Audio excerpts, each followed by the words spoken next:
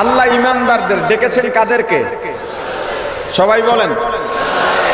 ইমানদারদের ডেকে নির্দেশ দিয়েছেন ইসলামে পরিপূর্ণ ঢুকতে। কেন? ঈমান আর ইসলাম একটা আর একটার পরিপূরক, একা একা স্বয়ং সম্পূর্ণ না। ঈমানও ইসলামও, ইসলাম ছাড়া ঈমান হয় না, ঈমান ছাড়া ইসলাম, এটার প্রমাণও পাবেন। এখন আল্লাহ ঈমানদারকে ইসলামে কেন ঢুকতে বলছেন? এর অনেক তাকরীর আছে, অনেক জবাব আছে। আমার সময় খুব কম, এই সময়ের মধ্যে আমি যতটুকু পারি ইসলাম ও ঈমান সম্পর্কে বোঝাবার চেষ্টা করব ইনশাআল্লাহ। ঈমান অর্থ বিশ্বাস। ঈমান অর্থ কি? সবাই বলেন। বিশ্বাসের নাম, বিশ্বাসের নাম ঈমান অর্থ, ঈমান অর্থ, ইসলাম অর্থ, ইসলাম অর্থ, জোরে কোন, আরো জোরে। কই পাইছেন? ইসলাম অর্থ শান্তি, কই পাইছেন? কোরআনে আছে, দেখাইতে পারবেন কেউ যারা কইছেন? এই ইসলাম অর্থ কি এটা আমি জাম্বুরিতে, আমি প্রথম যেদিন যে বছর আসছিলাম ওই বছর আমি বলে গেছি, আমার স্মরণ আছে। ইসলাম অর্থ শান্তি, এই ফতুয়া কারা সাপ্লাই দিছে জানেন? এটা হলো টক শোতে বসে কিছু গলাবাজ আছে, মোসওয়ালা গলাবাজ,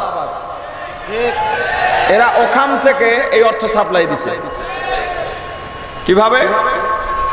হুজুররা যখন ইসলাম বিদ্বেষীদের বিরুদ্ধে, ধর্মপ্রাণ মুসলমানরা যখন ইসলাম বিদ্বেষীদের বিরুদ্ধে মিছিল, মিটিং, সমাবেশ করে, তখন ওরা টক শোতে বসে মোস নাড়ায় আর বলে ইসলাম অর্থ তো শান্তি, তো হুজুররা মিছিল মিটিং করে অশান্তি করে কার? এই হলো ইসলাম অর্থ শান্তি। এরকম এরা মাঝে মাঝে বহু ফতুয়া ওখান থেকে প্রসব করে। এর মধ্যে একটা হলো লাকুম দীনুকুম ওয়ালিয়া দীন। ওরা এটার অর্থ করেছে যার যার ধর্ম তার তার, যার যার ধর্ম।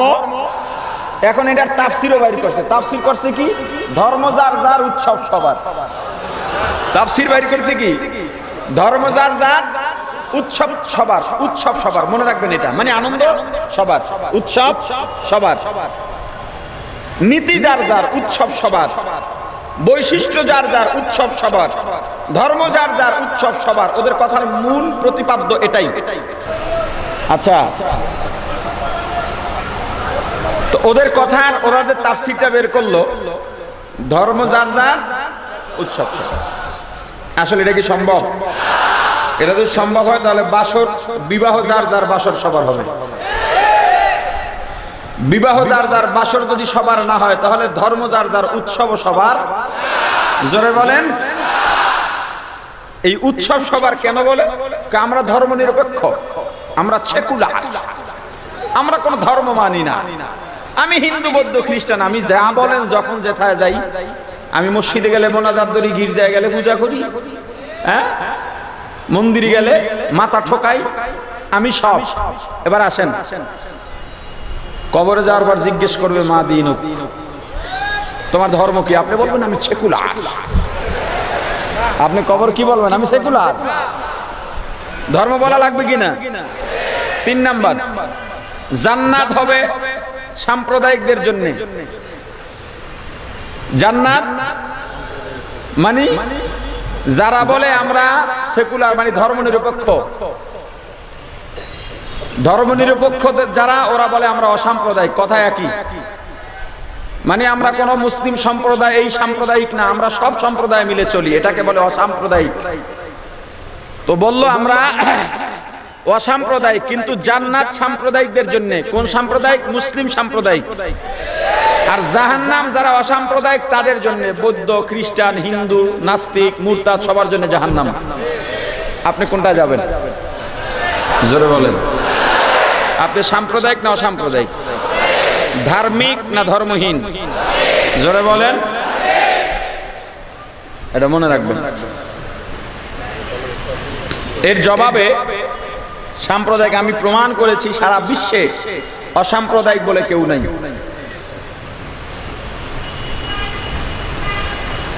সবাই সাম্প্রদায়িক, কেউ মুসলিম সাম্প্রদায়িক, কেউ নাস্তিক সাম্প্রদায়িক, কেউ মুরতাদ সাম্প্রদায়িক।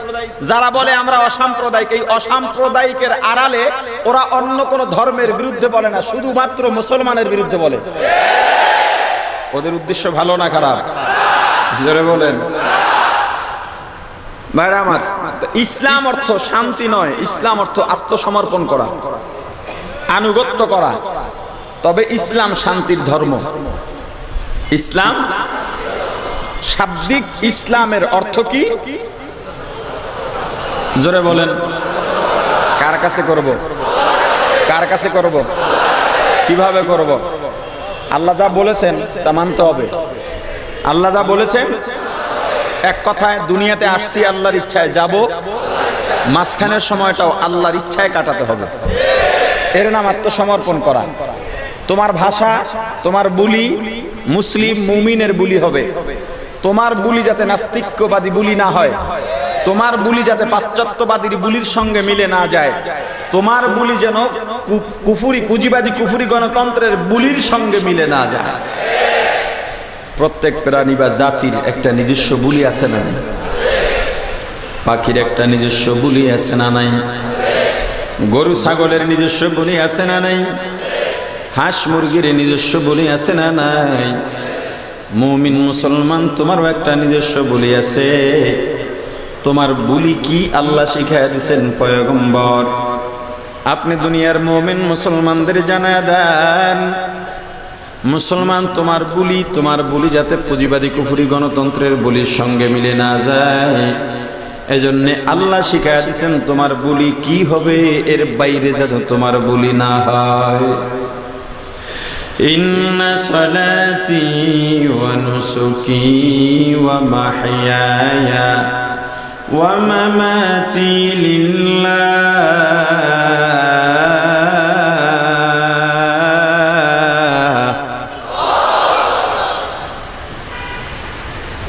ওয়া মাহইয়ায়া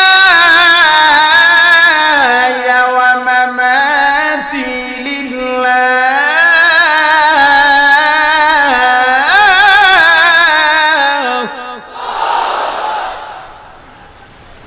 ومحياي ومماتي لله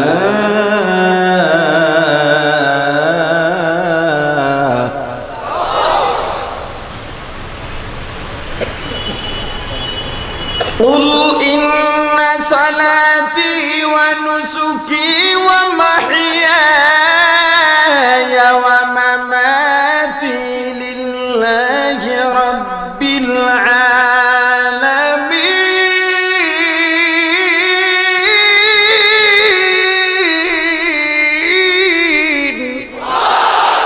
মুসলমানি বুয়দ গর্দন নিহাদাদ ইনানি খুদ বদস্তে খাজাদাদার। ও মুসলমান তোমার বুলি কি হবে আল্লাহ শিখা দিছেন। মুসলমান তোমার বুলি শুনে নাও। আল্লাহ আমার জীবন, আমার মরণ, আমার তাকওয়া, আমার পরহেজগারি, আমার ইবাদত, আমার নামাজ, আমার রোজা, আমার কোরবানি, আমার জীবনের যা কিছু আসে সব হবে কার জন্যে? আওয়াজ দিয়া বলেন কার জন্যে? ঈমান অর্থ কি? জোরে বলেন ঈমান অর্থ কি? ইসলাম অর্থ জোরে বলেন আত্মসমর্পণ করা, আনুগত্য করা। আত্মসমর্পণ করব কার কাছে? কিভাবে করব? আল্লাহ যা বলেছেন তা মানতে হবে। তার মানে আল্লাহ যা বলেছেন তা আমল করা লাগবে। তাহলে বলা যায় ইসলাম মানে আমল করা। আমল করার নাম, আওয়াজ দিয়া কোন? আমল করার নাম, বিশ্বাসের নাম। আপনি বিশ্বাস করলেন শুধুমাত্র ইমানদারদেরকে আল্লাহ ইসলামে কেন ঢুকতে বললেন? শুধুমাত্র ইমানদার হয়ে জান্নাত পাওয়া যাবে না। আপনার মধ্যে প্রশ্ন জেগে গেল, আপনারাই বলেন ঈমান নিয়ে যেন মরতে পারি, অথচ আপনি বললেন শুধুমাত্র ইমানদার হয়ে জান্নাত পাওয়া যাবে না। আবার বলেন ঈমান অর্থ কি? জোরে বলেন। ও মুসলমান ইমানদার, আপনি বিশ্বাস করলেন মাথায় টুপি দেওয়া সুন্নত, আপনি টুপির ইমানদার হয়ে গেছেন। তবে শুধুমাত্র টুপির ইমাম দিয়া জান্নাত পাওয়া যাবে না। যদি জান্নাত পাইতে চান টুপি মাথায় দিয়া টুপির আমল করে টুপির মুসলমান হওয়া লাগবে। আপনি বিশ্বাস করলেন নামাজ পড়া লাগবে, আপনি নামাজের ইমানদার হয়ে গেছেন। তবে শুধুমাত্র নামাজের ইমান দিয়া জান্নাত পাওয়া যাবে না। যদি জান্নাত পাইতে চান তাহলে নামাজ আদায় করে নামাজের আমল করে নামাজের মুসলমান হওয়া লাগবে। আপনি বিশ্বাস করলেন রোজা রাখা লাগবে, আপনি রোজার ইমানদার হয়ে গেছেন। তবে শুধুমাত্র রোজার ইমান দিয়া জান্নাত পাওয়া যাবে না। যদি জান্নাত পাইতে চান তাহলে রোজার আমল করে আপনার রোজার মুসলমান হওয়া লাগবে। ও মুসলমান ইমানদার, এবার যারা বলে আমরা নামাজ না পড়লে কি আমার ঈমান আছে, কথা সত্য। নামাজ না পড়লে ঈমান আছে, কথা সত্য।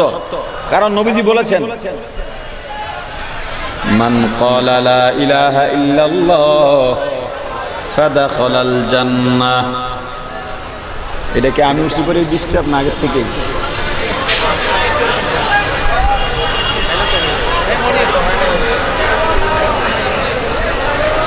আচ্ছা আপনার কথা বললে না, ঠিক করবে। আমি আলোচনাটা চালাই যাই, সময় কম তো।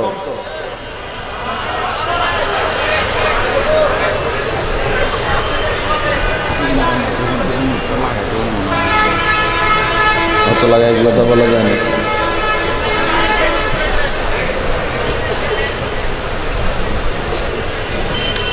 ভুল লাগেছে আলোচনা কি করছিল।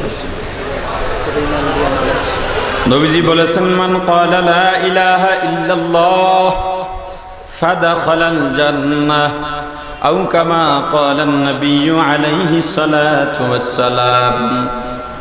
নবীজি বলেছেন যে একবার ঈমানের সঙ্গে বিশ্বাসের সঙ্গে লা ইলাহা ইল্লাল্লাহ বলবে সে কোনো না কোনো দিন জান্নাতের মধ্যে প্রবেশ করবে। তবে আগে জাহান্নামে যাওয়া লাগবে। যদি কেউ বলে নামাজ না পড়লে ঈমান আছে, কথা সত্য। তোমার ঈমান আছে, রোজা ছাড়াও তোমার ঈমান থাকতে পারে, দান সদকা ছাড়াও তোমার ঈমান থাকতে পারে, তিলাওয়াত জিকির ছাড়াও তোমার ঈমান থাকতে পারে। তবে ওই ঈমান তোমাকে জান্নাত পর্যন্ত পৌঁছবে না। জান্নাতে যাইবা জ্বলে পুড়ে অঙ্গার হয়ে, জাহান্নামে জ্বলে পুড়ে যাইবা। জাহান্নামীরা যখন জান্নাতে যাবে ওদের কপালে দাগ থাকবে, সম্মানের না, এটা পেরেশানির ব্যাপার। কথা বলেন ভাইরা আমার। একবার লা ইলাহা ইল্লাল্লাহ যদি ঈমানের সঙ্গে বলে, এরপরে যদি মুরতাদ না হয় আর যদি সুদ সহ না মরে, সুদ বলবেন হুজুর সুদের কথা কইলেন কা? মুরতাদ না হয় বুঝলাম, সুদ খাইলে কি ঈমান থাকে না? না থাকে না। নবীজি বলেছেন যার এক জাররা ঈমান থাকবে কোনো না কোনো দিন জান্নাতের মধ্যে যাবে। কিন্তু আল্লাহ বলে দিয়েছেন সুদখোর আবু জেহেল, আবু লাহাব, উতবা সাহেবা যেমন চিরস্থায়ী জাহান্নামে জ্বলবে, ইবলিস যেমন চিরস্থায়ী জাহান্নামে জ্বলবে, সুদখোর তেমন আজীবন জাহান্নামে জ্বলবে। সুদের সহযোগী, সুদের সাক্ষী যে কয়টা মিল আছে সবগুলা জাহান্নামে চিরস্থায়ী জ্বলবে। আল্লাহর নবী বলেছেন এক জাররা ঈমান যার আছে জান্নাতে যাবে। নবী আল্লাহ বলেছেন যার সুদখোর, যারা সুদখোর তারা চিরস্থায়ী জাহান্নামী। মোরাল অফ দ্য স্টোরি কি? সুদখোরের মধ্যে এক জাররা পরিমাণ ঈমানও নাই। খা সুদখোর, সুদ খা। এ ব্যবসায়ী, বিল্ডিং 3 তলা এখন 5 তলা করা লাগবে, টাকা নাই, দৌড় দেয় ব্যাংকে। কে বলছে তোমাকে লোন নিয়ে তারপরে তোমাকে বিল্ডিং করতে হবে? কুড়ের ঘরে মানুষ বসবাস করে না। বিষয়টা আরো বিস্তারিত বলার দরকার ছিল, যেহেতু আমার একটা আলোচনার মূল উদ্দেশ্য আছে, আলোচনার যে বিষয়টা ফুটিয়ে তুলতে চাই, এই জন্য আর এদিকটা বললাম না। আল্লাহ ইমানদারদেরকে ইসলামে ঢুকতে বললেন। 1 নাম্বার কারণ শুধুমাত্র ইমানদার হয়ে জান্নাতে যাওয়া যাবে না। 2 নাম্বার হযরত আব্দুল্লাহ ইবনে সালাম রাদিয়াল্লাহু তাআলা আনহু ইসলাম গ্রহণ করার পর ইসলামের বিধিবিধান সব মানতেছেন, শুধুমাত্র উটের গোশত খাইতেন না, হালাল জানতেন কিন্তু মানতেন না, মানে খাইতেন না। হালাল জানতেন কিন্তু খাইতেন না। এই সামান্য বিষয় উটের গোশত কেন খাইতেন না? আগে যেই ধর্মে ছিলেন ওই ধর্মে উটের গোশত ঘৃণা করা হতো। যেমন আমরা কচ্ছপ খাই না, খান কেউ? এটা কি শুধু নাজায়েজের কারণে? একটা ঘৃণাও আছে, কথা কন। কাকড়া, এই কাকড়া খাওয়ান এক দল পার্টি আছে, আবার এরা ফতুয়া দেয় আপনারা চিংড়ি মাছ খাইলে আমরা কাকড়া খাইতে পারবো না কেন? আছে না নাই? এখন ফতুয়া সাপ্লাই হয় চায়ের দোকান থেকে। ওরে ফতুয়া, আর সব ফতুয়া হুজুরের বিরুদ্ধে। চায়ের দোকানের যত ফতুয়া কাদের বিরুদ্ধে? হুজুরদের বিরুদ্ধে। শোনেন, ইখতিলাফে যাওয়া যাবে না, সময়ও নাই, শুধু একটু কথা বলি। চিংড়ি এটা কি? জোরে বলেন। বইতে লেখা কি চিংড়ি? সাইনবোর্ডে লেখা কি চিংড়ি? আমরা কি বলি? চিংড়ি। কিন্তু কাকড়া মাছ, মাছ বাস শেষ। কাকড়া মাছ না, এজন্য খাবো না। চিংড়ি মাছ, এজন্য খাবো। কথা বুঝে আসছে? কয়টা মাকুর ছোট গুনাহ, গুনাহ গুনাই ছোট আর বড়, ওটা গুনাহ। গুনাহ, কেউ যদি গুনাহকে হালকা মনে করে, কখনো শিরিকির পর্যায়ে, কখনো কুফরির পর্যায়ে চলে যায়। গুনাহকে হালকা মনে করলে খুব সাবধান। ভাইরা আমার, শুধু উটের গোশত খাইতেন না, এটা আল্লাহর কাছে পছন্দ হয় নাই। আল্লাহ আয়াত নাজিল করে দিলেন, ইয়া আইয়ুহাল্লাযীনা আমানু, হে আব্দুল ইবনে সালাম এবং দুনিয়ার কিয়ামত পর্যন্ত আগত মুমিন, ঈমান যেহেতু এনেছো, ইসলাম যেহেতু মেনেছো, উদখুলু ফিস সিলমি কাফা, ইসলামের মধ্যে পূর্ণ প্রবেশ কর। হযরত আব্দুল্লাহ ইবনে সালাম রাদিয়াল্লাহু তাআলা আনহু শুধুমাত্র উটের গোশত খাইতেন না, আল্লাহ বলে দিয়েছেন আব্দুল্লাহ ইবনে সালাম হালালকে হালাল জানলেই হবে না, নিজে হালাল মানো, অর্থাৎ খাও। হুজুর আমাদের সাথে আমরা আছি, আমরাও তো মুসলমান, আমাকেও তো কবরে যাওয়া লাগবে। এইটা ভোটের সময় খুব শোনা শুনছি, কথা কয় না? এই যে ভোট গেল এ সময় খুব শুনছি এটা। যদি কারো কাছে যাই, হুজুর আপনারা, আমরাও তো মুসলমান, থাকা তো লাগবে আপনাদের সঙ্গে, কিন্তু আসলে ভিতরে কথা কয় আপনাদের সঙ্গে আছি। আর এটা বললে কি হবে? বলার পরে মানা লাগবে, বলার পরে মানা। ভাইরা আমার, আপনি নামাজ পড়েন কিন্তু রোজা রাখেন না, আল্লাহ বলেন হয় নাই উদখুলু ফিস সিলমি কাফা। নামাজ পড়লাম, রোজাও রাখলাম, কিন্তু এখনো সত্য বলি না, আল্লাহ বলেন হয় নাই উদখুলু ফিস সিলমি কাফা। নামাজও পড়লাম, রোজাও রাখলাম, সত্য বললাম, কিন্তু এখনো হারাম ছাড়ি নাই। আল্লাহ বলেন উদখুলু ফিস সিলমি কাফা, ইসলামের মধ্যে পরিপূর্ণ প্রবেশ করো। পরিপূর্ণের ব্যাখ্যা কি? আপনি একটা বোতল বা একটা গ্লাসের মধ্যে পানি নিলেন, এখন এক ফোঁটা পানি দেওয়া যায় ততক্ষণ পর্যন্ত গ্লাসটাও পূর্ণ। যতক্ষণ পর্যন্ত আপনার মাঝে ইসলামের সামান্য একটা রকম বাকি থাকবে, ততক্ষণ পর্যন্ত আল্লাহর এই নির্দেশ আপনার উপরে বলবৎ থাকবে। এই সংক্ষিপ্ত আলোচনায় হয়তো আপনি বলবেন, হুজুর বুঝলাম, ইসলামের মধ্যে ঢোকা লাগবে, ইসলাম ছাড়া কোনো গতি নাই। ইসলামের পরিচয় কি? ইসলামের পরিচয় জানি না। আপনাকে যদি পাঠানো হয় ঢাকা যাও, কোনো একটা জিনিস বা খাবারের গোডাউনটা খুঁজে বের করা, আপনি যদি ঠিকানা না জানেন, কাউকে যদি জিজ্ঞেস না করেন, সাইনবোর্ড না পড়েন, ম্যাপ বা মানচিত্র না দেখেন, আপনার দ্বারা গোডাউনটা খুঁজে বের করা সম্ভব হবে নাকি? ঠিকানা লাগবে, হয়তো কেউ ঠিকানা লিখে দিতে হবে, না হয় সাইনবোর্ড দেখতে হবে, না হয় কারো কাছে জিজ্ঞেস করতে হবে, না হয় নেট থেকে মানচিত্র বের করতে হবে। এছাড়া নিজে নিজে খুঁজে খুঁজে বের করা সম্ভব নয়। ইসলামও আমরা কেমনে জানব? ইসলামের পরিচয় দিয়েছেন পয়গম্বরে আরবি মুহাম্মদুর রাসূলুল্লাহ সাল্লাল্লাহু আলাইহি ওয়াসাল্লাম।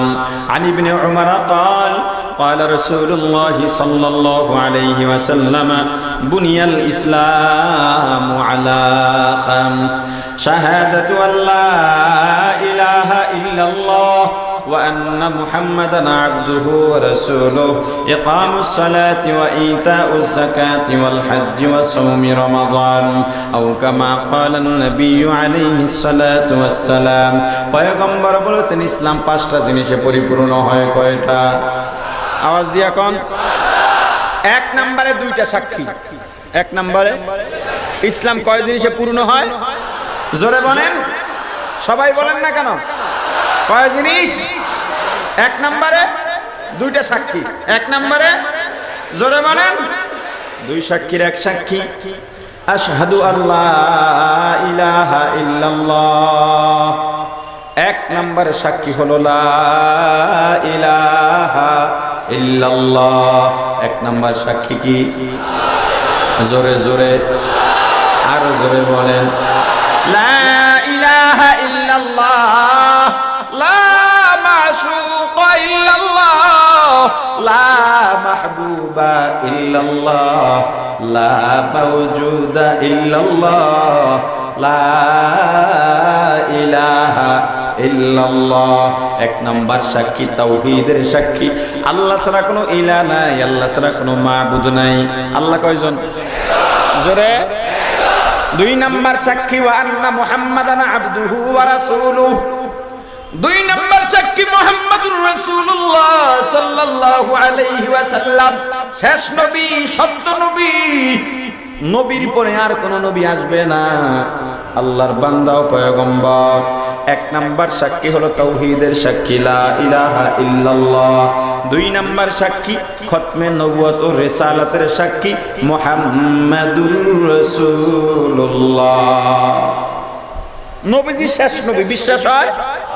আওয়াজ দিয়ে বলেন, নবীজির পরে আর কোন নবী?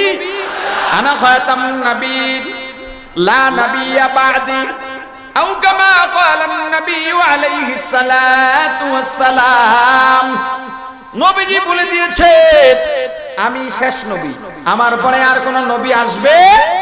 আওয়াজ দিয়া বলেন। আগের দিনে চিঠি চালাচালি হতো, সরকারি খাম ছিল, হলুদ কালারের 2.5 টাকা দাম। খামের মধ্যে চিঠি ঢুকাইয়া যদি একটা টিকিট কিনে লাগায় দেওয়া হইতো, পোস্টমাস্টার যদি এই চিঠির খামের উপরে একবার একটা সিল মেরে দিত, এরপরে প্রাপক ছাড়া এই চিঠি খোলার অধিকার কারো ছিল না, পোস্টমাস্টারেরও নাই। মুহাম্মাদুর রাসূলুল্লাহ সাল্লাল্লাহু আলাইহি ওয়াসাল্লাম দুনিয়াতে আসার মাধ্যমে নবুয়ত আর রিসালাতের দরজায় সিলগালা হয়ে গেছে, আর কোন নবী আসবে? নবীজির পরে যদি কেউ নবী দাবি করে ওটা কাফের। ওই কথিত নবীকে যারা নবী বলে মানবে ওরাও কাফের, ওদেরকে যারা কাফের বলবে না ওরাও কাফের। কাদিয়ানি, জোরে বলেন, কাদিয়ানি। কাদিয়ানিকে কাফের বলতে যদি তোমার দিলের মধ্যে দ্বিধা হয়, বুঝবা তোমার ঈমানের মধ্যে খতরা আছে। আপনি ঘুমান মিয়া, আপনি ঘুমান এখানে। আর এই খতমে নবুয়তের দেশে, আশিকে রাসূলের দেশে, যেই দেশের কালিমার পথ, কালিমার গন্ধ আকাশ বাতাসে উড়ে বেড়ায়, সেই দেশের পঞ্চগড়ে কাদিয়ানীরা 300 কোটি টাকার বাজারে ইস্তেমার ঘোষণা করেছিল। তাহলে আপনার আমার দাওয়াতে পাওয়ার কোথায় সেটা পেশ করেন। বাংলাদেশ উলামায়ে কেরামের দেশ, চরমনার মাহফিলের দেশ, হাটহাজারীর দেশ, টঙ্গীর ময়দানের দেশ, সেই দেশে কাদিয়ানীরা দাঁড়িয়ে গেছে। আপনি কি করতে পেরেছেন? আপনার দাওয়াতের পাওয়ার কোথায়? আজকে বাংলাদেশের মহান সংসদে দাঁড়িয়ে, যেই সংসদে আজানের সময় সংসদ বন্ধ হয়, নামাজের বিরতি দেওয়া হয়, তেলাওয়াতের মাধ্যমে সংসদ শুরু হয়, সেই পবিত্র সংসদে দাঁড়িয়ে রাশিদ খান মেননের মতো চুলোপুটি নাস্তিক কিভাবে কওমি মাদ্রাসা উলামায়ে কেরামের বিরুদ্ধে আওয়াজ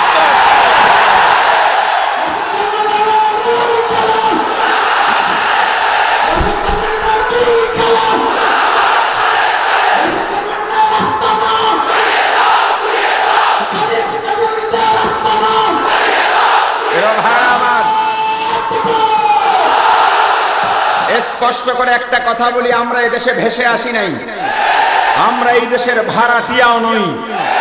রাশেদ খান মেনন, আমি চ্যালেঞ্জ দিলাম, আজকে এই ভরা জনসমুদ্রে চ্যালেঞ্জ দিলাম, বাংলাদেশের যে কোনো জায়গায় মেম্বার থেকে শুরু করে চেয়ারম্যান, এমপি, যেই কোনো নির্বাচন হোক, রাশেদ খান মেনন আর আমি দাঁড়াবো। ওর যদি জামানত বাজেয়াপ্ত না হয় 2 হাত ধরে নিজের কান কেটে ফেলবো। এমন মানুষটা সংসদে দাঁড়িয়ে মুসলমানের বিরুদ্ধে কথা বলে, এত সাহস আসে কোত্থেকে? ওর জামানত বাজেয়াপ্ত হবে নিশ্চিত, শর্ত ভোট সুষ্ঠু হতে হবে। শর্ত কি? শর্ত কি? ভাইরা আমার, এই জনসমুদ্র থেকে পীর সাহেব চরমনাই, শায়েখে চরমনাই সহ ওলামায়ে কেরাম আওয়াজ তুলেছেন। তাদের কথার পরিপূরক হিসেবে আমিও আমার অবস্থান থেকে দাবি তুলছি, রাশিদ খান মেয়রের সংসদ সদস্য পদ বাতিল করতে হবে, ওকে শাস্তির আওতায় আনতে হবে। রাসূলের আদর্শকে যারা মোল্লাতন্ত্র বলে গালি দেয়, কওমি মাদ্রাসাকে বিষ বৃক্ষ বলে গালি দেয়, আল্লামা শাহবাজ শফিকে যারা অবমাননা করে সম্বোধন করে, ওদের জায়গা মুসলমানের দেশ বাংলাদেশে হতে পারে না, হতে পারে না।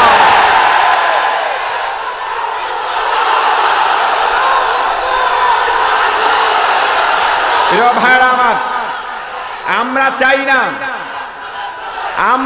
না বাংলাদেশে, আমরা চাই না বাংলাদেশে আর একটা শাপলা চত্বর তৈরি হোক।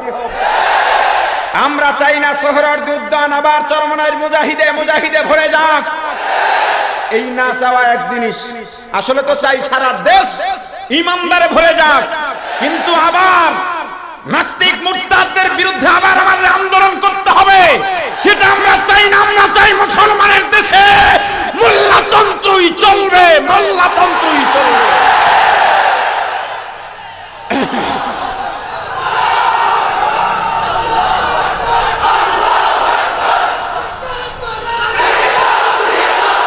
ইসলাম কয় জিনিসে পূর্ণ হয়? জোরে বলেন, ইসলাম কয় জিনিসে পূর্ণ হয়? 1 নম্বরে কয়টা সাক্ষী? এক সাক্ষী তাওহীদের, সেটা কি? লা ইলাহা ইল্লাল্লাহ। 2 নম্বর খতমে নবুয়ত ও রিসালাতের সাক্ষী মুহাম্মাদুর রাসূলুল্লাহ। কয়টা সাক্ষী? এই 2 সাক্ষীকে একত্রে ঈমান বলে। কি বলে? তার মানে ইসলাম কয় জিনিসে পূর্ণ হয়? 1 নম্বরে কি দাঁড়ালো? ঈমান। কি দাঁড়ালো? দেখছেন, ইসলামের ব্যাখ্যায় প্রথমে ঈমান, ঈমান ছাড়া ইসলাম পূর্ণ না।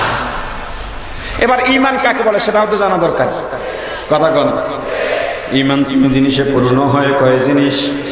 আওয়াজ দিয়া বলেন, কয় জিনিস? 1 নম্বরে ইকরার বিল লিসান, 2 নম্বরে তাসদীক বিল জিনান, 3 নম্বরে আমাল বিল আরকান। 1 নম্বরে মুখে স্বীকার করা, 2 নম্বরে মুখে যা স্বীকার করছো অন্তরে বিশ্বাস করবা, 3 নম্বরে মুখে যা বলছো অন্তরে বিশ্বাস করছো তা কাজে পরিণত করবা, মানে আমল করবা। আমলের নাম কি যেন বলছিলাম শুরুতে? আমলের নাম ইমানের ব্যাখ্যায় ইসলামের ব্যাখ্যায় ইমান, ইমানের ব্যাখ্যায় ইসলাম। ইমান ইসলাম ছাড়া পূর্ণ নয়, ইসলাম ইমান ছাড়া। জোরে বলেন, কোন জিনিসগুলো আমি জবানে স্বীকার করব, অন্তরে বিশ্বাস করব, কাজে পরিণত করব? প্রথমে 7টা জিনিস। কয়টা? জোরে বলেন।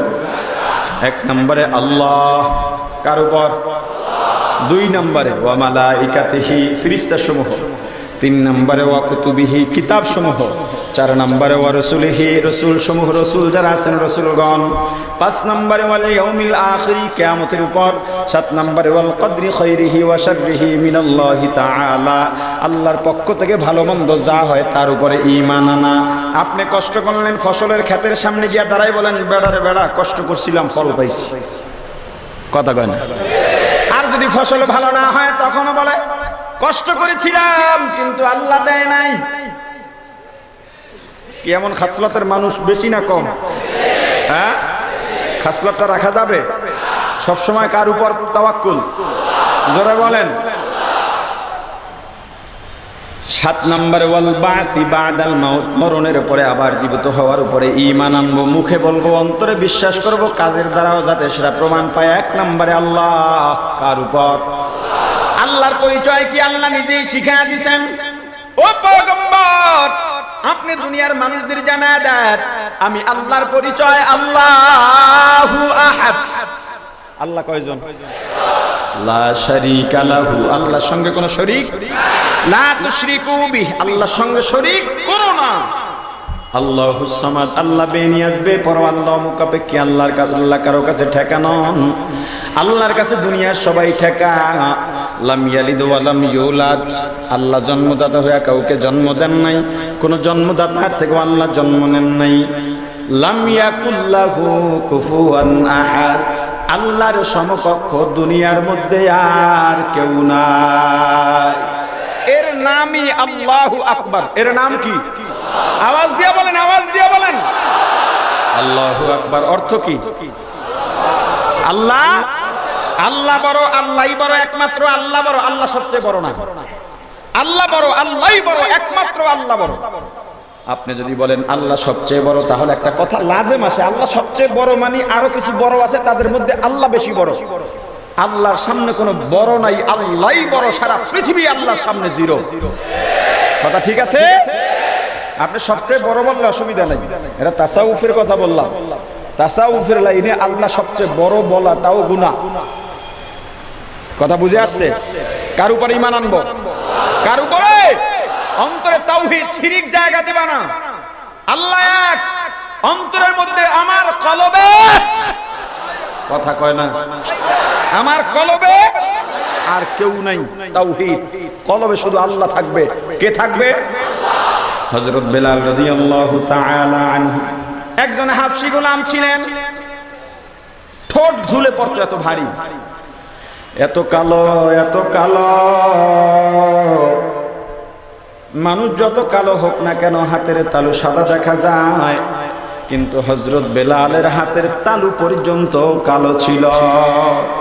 এ রিকশাওয়ালা, কি মনে করছো আল্লাহকে পাওয়ার জন্য বুঝি বড় লোক হওয়া লাগে? না, না, আল্লাহকে পাওয়ার জন্য জনপ্রিয় হওয়া লাগে না, আল্লাহকে পাওয়ার জন্য ক্ষমতা লাগে না। শোনো, হযরত বেলাল রাদিয়াল্লাহু তাআলা আনহু কেমন জলিলুল কদর একজন সাহাবী, অথচ বংশানুক্রমে তারা গোলাম ছিলেন। কাফেরদের শীর্ষ পর্যায়ের কাফের উমাইয়া ইবনে খালফের গোলাম ছিলেন হযরত বেলাল রাদিয়াল্লাহু তাআলা আনহু। নবীজির ইন্তেকালের পর মদিনায় নাই। হযরত বেলাল কোথায় চলে গেছেন কেউ জানেন না, কেউ জানেন না। অনেকদিন পর হযরত বেলাল রাদিয়াল্লাহু তাআলা আনহু মদিনার মধ্যে আগমন করেছেন। সাহাবায়ে কেরাম ঘিরে ধরেছে, খবর পেয়ে সবাই এসেছেন। ও ভাই বেলাল, নবীর ইন্তেকালের পরে তুমি কোথায় গিয়েছিলে? তোমাকে খুঁজে পাই নাই। তোমার আজান শুনবো, নবীজিও বিদায় নিলেন, তোমার আজানও আর শুনতে পারি নাই। হযরত বেলাল চোখের পানি ছেড়ে বলেন, যেই শহরে নবীজি নাই ওই শহরে আমি বেলাল থাকবো তাও হতে পারে না। আমি কুফায় চলে গিয়েছিলাম, সবাই ধরলেন, ভাই বেলাল একবার একটু আজান দাও, তোমার আজান শুনতে মনে চায়। হযরত বেলাল ডাক দিয়ে বললেন, না না, আমি আজান দিতে পারবো না। যেই শহরে নবীজি নাই ওই শহরে আজান দেওয়া সম্ভব নয়। হাসান হুসাইন রাদিয়াল্লাহু তাআলা আনহুমা ডাক দিয়া বললেন, আমরা নবীজির নাতি বলতেছি, আদরের নাতি, আপনি একটু আজান দেন। যদি আপনি আজান দেন নানার স্মৃতি তাহলে মনে করতে পারবো। হযরত বেলাল রাদিয়াল্লাহু তাআলা আনহু সবার অনুরোধে মিনারায় দাঁড়ায় গেলেন আজানের জন্য। মনে বড় দরদ নিয়ে আজান শুরু করলেন। আল্লাহু আকবার, আল্লাহু আকবার। আজান শুরু, কান্নাও শুরু। হযরত বেলালও কাঁদে, যারা পিছনে দাঁড়ায় রয়েছেন তারাও কাঁদে। হযরত বেলাল আজান সামনে আগান, কান্নাও তত ভারী হয়। আশহাদু আল্লা ইলাহা ইল্লাল্লাহ। হযরত বেলাল আজান দেন আর কাঁদে, আজান দেন আর কাঁদে। কিন্তু যখনই বললেন আশহাদু আন্না মুহাম্মাদার রাসূলুল্লাহ,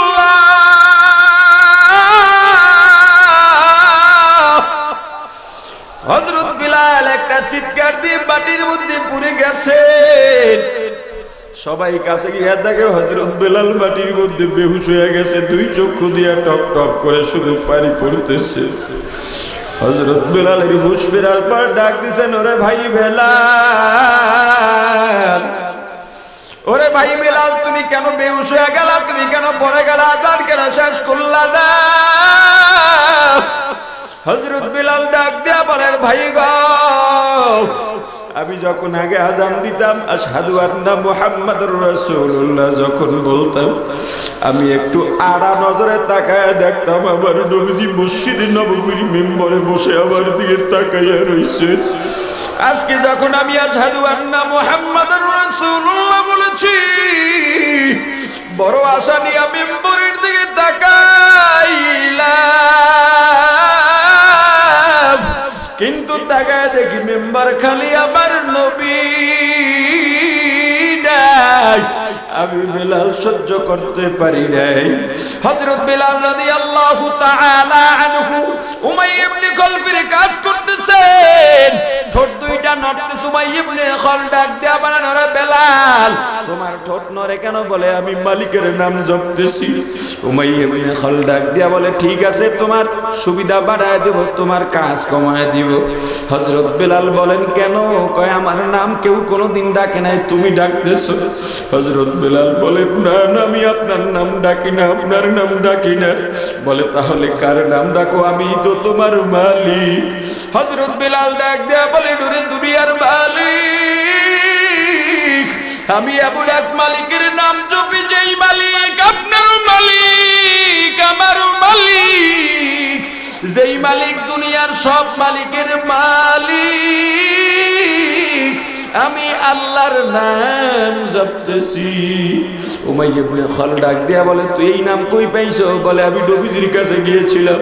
বলে, বুঝেছি যে এই মুহাম্মদ আমাদের দুশমন, আমরা যাকে দুশমন ভাবি, তুমি সেই মুহাম্মদের কাছে গেছো, তোমার জবান থেকে আল্লাহর নামটা মুছে ফেলো। হযরত বেলাল ডাক দেয়া বলেন, না না, আমার জীবন চাইতে পারে, আমার জবান থেকে আল্লাহর নাম নামানো যাবে না। উমাইয়া ইবনে খালফ কাফেরদের লিডারদের নিয়ে একটা জরুরি মিটিং এর মধ্যে বসছে, কি করা যায়, কি করা যায়। আমাদের তো ইজ্জত সব চলে গেল। বলে, মুহাম্মাদের কাছে গেলে কেউ তো জীবন দেয়, তবু ওর ধর্ম থেকে ফেরে না। এই হযরত বেলালকে এমন একটা শাস্তির ব্যবস্থা করো, যেই শাস্তি দেখলে অন্যান্য গোলামরা ইসলাম কবুল করবে না। সিদ্ধান্ত হয় আগুনের জ্বলন্ত আগুনের আংটার রাস্তা বানাইয়া হযরত বেলালকে ওই আগুনের মধ্যে সিধভাবে শোয়াইয়া পাথর চাপা দিয়া দিবে, অথবা ঘোড়ার পায়ে বেঁধে ঘোড়াকে চাবুক মারবে, ওই আগুনের উপর দিয়া হযরত বেলালকে ছেঁচড়ে দিবে। সিদ্ধান্ত অনুযায়ী জ্বলন্ত আগুনের আংটা বানাইয়া হযরত বেলালকে সামনে দাঁড় করাইয়া ডাক দিছে, ওরে ভাই বেলাল, দেখো এই যে আগুনের মধ্যে তোমাকে শোয়ানো হবে, আল্লাহর নাম বাদ দাও, আল্লাহর নাম বাদ দাও, আল্লাহর নাম বাদ দাও। হযরত বেলাল ডাক দেয়া বলেন, এই আগুনের চাইতে জাহান্নামের আগুন আরো কঠিন, আমি জাহান্নামের আগুন সহ্য করতে পারবো না। হযরত বেলালকে সিদ্ধান্ত অনুযায়ী গায়ের চাদর সরাইয়া খালি গায়ে যখন আগুনের উপরে শোয়াইয়া পাথর চাপা দিয়া দিছি, হযরত বেলালের গায়ের চর্বি চামড়া রক্ত গোস্তগুলো মসমস করে আগুনের মধ্যে পুড়তেছে। হযরত বেলাল শুধু একটা শব্দ করে, আহাদ আহাদ আহাদ, আল্লাহ এক, আল্লাহ এক। আবার কলবের মধ্যে তাওহীদ, আবার কলবের মধ্যে আল্লাহ, আর কেউ নাই, আর কেউ নাই। ওরে মুসলমান ইমানদার আল্লাহর গোলাম, সিদ্দিক আকবর হযরত আবু বকর সিদ্দিক রাদিয়াল্লাহু তাআলা আনহু ওই রাস্তা দিয়া যাইতেছেন, তাকায় দেখেন হযরত বেলালকে কষ্ট দেওয়া হইতেছে। হযরত বেলালের কাছে গিয়া বলে, ওরে ভাই বেলাল, আল্লাহর নামটা একটু আস্তে নাও, আস্তে নাও, তাতে শাস্তি কমে যেতে পারে। পরামর্শ দিয়ে চলে গেলেন। ফেরার পথে আবার দেখেন হযরত বেলাল জোরে জোরে আহাদ আহাদ বলে চিল্লার, জোরে বলেন আল্লাহু আহাদ, আর জোরে বলেন আল্লাহু আহাদ। হযরত আবু বকর একটু রাগ করে বললেন, ও বেলাল, তোমাকে বললাম আল্লাহর নাম আস্তে নিতে, বড় জোরে কেন নাও? হযরত বেলাল ডাক দেয়া বলেন, আবু বকর, আমি ক্ষমা চাই, রাগ করবেন না, রাগ করবেন না। আল্লাহর নামের মধ্যে এত মজা, এত মজা, ওরা যত কষ্ট দিক না কেন, আল্লাহর নামের মজা তার চাইতে কোটি কোটি গুণে বেশি। অন্তরে কার জায়গা দেব, জোরে বলেন। এ দুনিয়ার গরিবরা শোনো, আল্লাহ বলেছেন ইয়াউমা লা ইয়ানফাউ মালুন ওয়ালা বানুন ইল্লা মান আতাল্লাহা বিকলবিন সালিম। পরকালে কিয়ামতের ময়দানে মাল দৌলত আত্মীয় স্বজনের কোনো দাম নাই, কোনো দাম নাই, কোনো দাম নাই। ইল্লা বিকলবিন সালিম, শুধুমাত্র একটা পরিশুদ্ধ কলব। এই কলবটা পরিশুদ্ধ করতে ধনী হওয়া লাগে না, ক্ষমতা লাগে না, সম্মান লাগে না, লাগে শুধু আল্লাহর উপরে আস্থা, বিশ্বাস, আল্লাহর মুহাব্বত, আল্লাহর ভয়। মুসলমান ইমানদার দুনিয়ায় কার জন্য পাগল হয়েছেন? দুনিয়ার আপন আপন খেলা দুনিয়ার মধ্যে শেষ। দুনিয়ার জিন্দেগি ছোট্ট, এখন মারা যাইবেন, সব শেষ। এ পর্দালের মা, তোমার যদি এখন মরণ হয়, তোমার ছেলে মেয়ে, তোমার স্বামী, মা বাবা, ভাই বোন কান্নাকাটি করবে ঠিক, তবে তোমাকে কবরে পাঠাবার প্রস্তুতি গ্রহণ করবে। এক সপ্তাহ পরে সবাই নাম ভুলে যাবে, তোমার কথাও ভুলে যাবে। তোমার স্বামী আর একটা বিবির জন্য পাগল হয়ে যাবে। ও আল্লাহর গোলাম, তোমার আমার অবস্থাও কিন্তু এক। অতএব একটা বাড়ি করছো আর একটা বাড়ির জন্য পাগল, লাভ নাই, লাভ নাই। কেন বোঝো না? এত বুঝানোর পরেও কেন বোঝো না? যা রেখে যাইবা সব পরে থাকবে, তোমার কোনো কাজে আসবে না। বরং দুনিয়ার মধ্যে যত রেখে যাইবা তত বিপদ, তত বিপদ, তত বিপদ। দুনিয়ার যা আছে আমার স্ত্রী সন্তানের জন্য রাখবো না, রাখবা কতটুকু? নবীজি বলেছেন তোমার স্ত্রী সন্তানের জন্য এতটুকু রেখে যাও যতটুকু রাখার পরে তোমার স্ত্রী সন্তানকে অন্যের কাছে হাত পেতে খেতে হবে না, এর বেশি নয়। এই যে বিল্ডিং ওয়ালারা মরে, কি ফায়দা হয়? আপনি রেখে যাবেন যার জন্য আপনার সম্পদ, আপনি চলে যাবেন, আপনার ছেলে মেয়ে বিক্রি করে ঘরের মধ্যে বসে মদ গাঞ্জা খাবে। কারণ ছেলে মেয়েকে তো দিনদার বানায় যাইতে পারে না, তো মদ গাঞ্জাই খাবে। সম্পদ দিয়েছেন কে? আমরা দিনের জন্য কোরবানি দিতে রাজি আছি সবাই। আওয়াজ দেন, আওয়াজ ছোট কেন? দিনের জন্য আমরা কোরবানি করতে রাজি আছি। কারা কারা হাত দিয়ে সব ওড়ে নাই? উড়ান, হাত উড়ান। আমিও রাজি, আমিও রাজি। আল্লাহ কবুল করেন। শুধু একটু ভাবেন, মারা গেলে সব শেষ। বাঁশির সাথে মাথাটা লাগায় একটু ভাবেন, আমার মরা লাগবেই, আসলে বিষয়টা কেমন? আজরাইল আসবেই, আসলে বিষয়টা কেমন?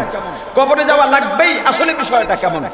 দুনিয়ার কিচ্ছু থাকবে না, দুনিয়ার কোনো কিচ্ছু কাজে আসবে না। দিনের জন্যে আমি আর আপনার সামনে আসতে পারবো কিনা জানি না, আমার সঙ্গে আপনার আর জীবনে দেখা হবে কিনা জানি না। কারণ আমার প্রতিটা মুহূর্তেই মনে হয় আমি বুঝি মরে যাব, আমি বুঝি মরে যাব। ঘুমোতেও পারি না। এটা বুজুর্গের জন্য বলতেছি না, বাস্তবতাটা বলতেছি। এজন্য বলছি দেখা হবে কিনা জানি না।